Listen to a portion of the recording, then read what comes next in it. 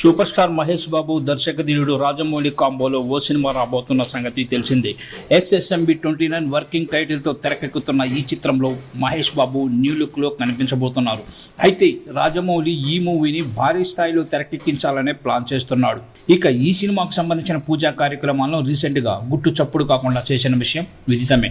దీంతో ఈ చిత్రం ఎప్పుడెప్పుడు స్టార్ట్ అవుతుందో అని మహేష్ బాబు ఫ్యాన్స్ ఎంతో ఈగర్గా వెయిట్ చేస్తున్నారు.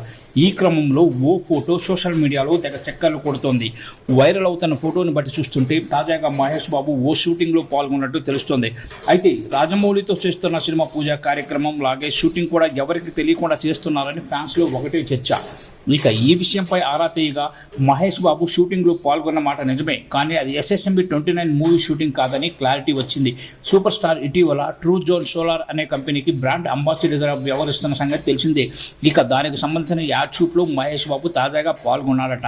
ఈ షూట్లో మహేష్తో పాటు మిల్క్ బ్యూటీ తమన్నా కూడా పాల్గొంది. కాగా వీరిద్దరూ ఆగడు సినిమాలో నటించిన సంగతి కూడా తెలిసిందే.